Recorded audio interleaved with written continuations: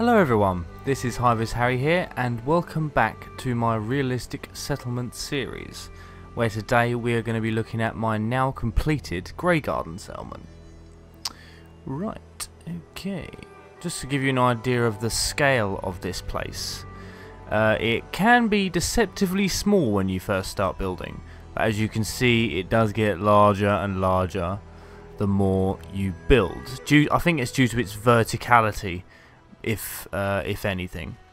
But for those of you who are inclined to use that glitch where you pick up your weapons and such to make your settlement a bit bigger, when you do it with this place, because it is so deceptively small and yet you can make it so big, it will buck your frame rate up the arse, so be careful of that.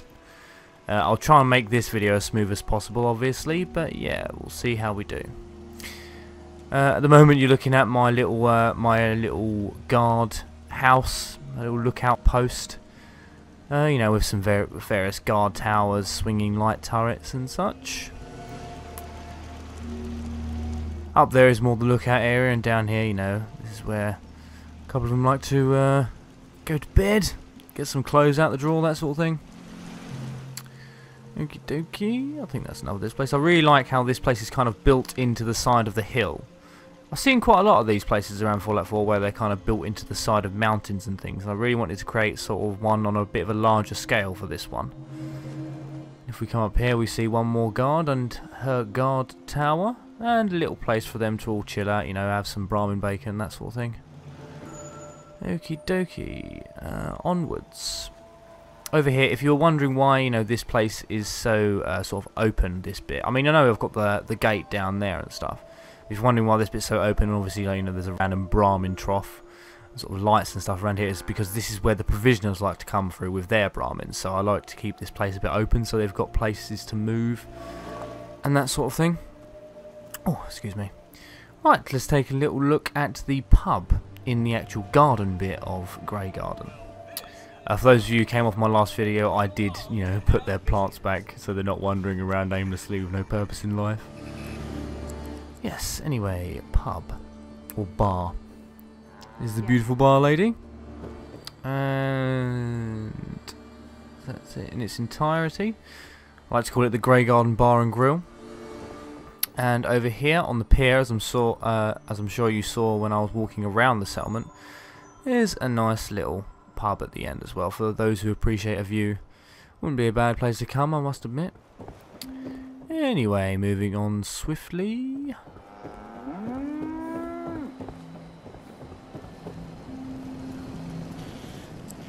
Okay, back up to the perimeter wall. People who came off my last video where I showed you how to build these perimeter walls, you can now be able to see how I sort of finalised the design of it. So I sort of took off the corners here, put some guard posts in, because I noticed that this place is quite open to attack, being at the bottom of a hill and such, and thus the beastly missile turret there. Also added some, just light the place up a bit, some health and safety nightmare lampposts on the corners here. And as you can see, it loops around, so now we're back into the sort of garden courtyard area. Oh, thank you, Dogmeat, for just overtaking me. Which is why I don't know if you noticed, why I got rid of the door that I originally had there, because I thought it was kind of just kind of restrictive. You find that the silly AI of the settlers does like to get stuck in there from time to time. Anyway, there's various ways that we can get round to the back of the greenhouse, but I think this way will prove to be the smoothest. Another guard tower here and some artillery piece down there. It's weird, I don't usually have this productive a staff. Usually my guards like to sit at chairs and drink tea and that sort of thing. This is just a place where to put beds and stuff, some chairs, desk, that sort of thing. I'll also like to put little tables next to all my beds, because who doesn't have a bedside table? Where'd you put your tea, for fuck's sake? And this one I made into a little bit more of a shack, just so I could put some more beds in, and plus I had the room. I don't know if you know, but on the left side of the settlement over there, pretty much the wall of the greenhouse is like the edge of the settlement, so yeah, you can't do too much building over there. And then I just walled this place off. Up here we have the stairs up to the motorway level.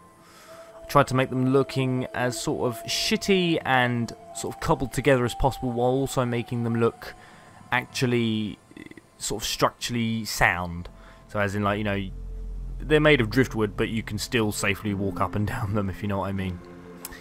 Okay, without further ado, let's go and have a look. From what I understand, actually, not a lot of people know about this place. Not a lot of people know that, you know, Graygarden has a lovely, safe, completely threatless motorway that you can build on.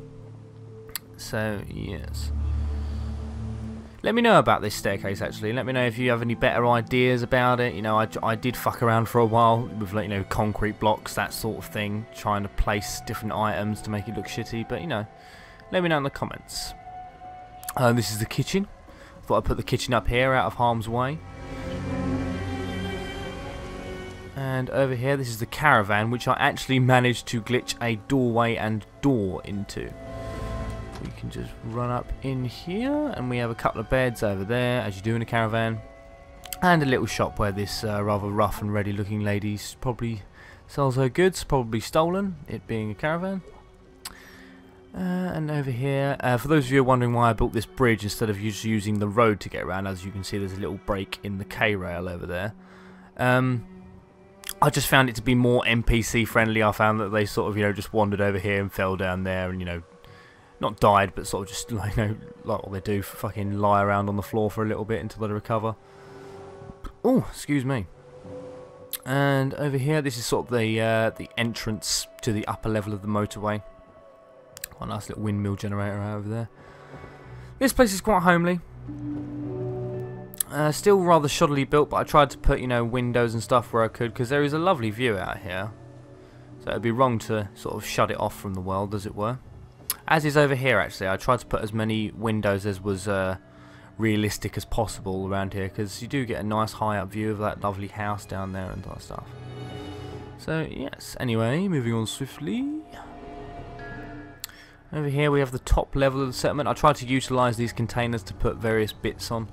I'm also quite proud of how that sort of generator housing turned out with the spike poles and shack roof and stuff. Looks nice and secure. I do have a guard that usually likes to come on here, but apparently today she doesn't fancy being on duty. But, you know, I'm a liberal employer. I don't really give a fuck. We come down here. There is another way you can get up to this bit, but I'll show you that in a second as we go down. I'm not sure really what the purpose of that that spotlight is, but I just like the visual effect of, like, the swinging light, if you know what I mean. Also, from this guard tower you do get quite a nice view of the whole settlement. I'm quite surprised the game actually renders that far down, to be honest, but yeah, it does. Even though I've, you know, extended the size of the settlement quite a bit. Also, for those of you wondering why there's, like, you know, like frameless mattresses and sleeping bags all over the floor, it's because, you know, this is the wasteland. You know, when your house is built out of, you know, rotten bits of timber and old bits of plywood, you know, some people are going to be roughing it. And also, obviously, you got to have a ladies and a gents. Anyway, we come through here and we're back on down. And there you have it, ladies and gentlemen. That is basically it. A settlement that, you know, upon arrival, when you do that little mission for Supervisor White and stuff, can look quite small, quite cute, you know, run by robots and stuff, but still quite small, not of much value. But obviously, upon discovering you can build on the motorway and, you know, on the roofs and on the hillside, it can prove to be quite a vertical settlement, size-wise. Which is nice, because it's quite hard to make vertical structures in this game look realistic, given the sort of shortage of options you've got with, like, you know, walls and windows and things like that. So it's nice to have a settlement that kind of accommodates for that, if you know what I mean. If you've got any questions on, you know, how I did some things in this settlement that you've seen in this video, just hit me up in the comments and I'll either reply with an answer, or if, you know, if it is necessary, I will make a video showing you how to do that. You know, if you ask nicely. So yeah, thank you for watching, everyone. If you liked the video and want to see more of my content, please don't forget to subscribe. That would really help me out a great deal. And if you have any questions on any of the things that I built in this settlement, please do feel free to hit me up in the comments. Or on Twitter at HiVisHarry if that's a little bit easier for you. So from me, and this lovely bar lady. Thank you for watching, and until next time. Yeah.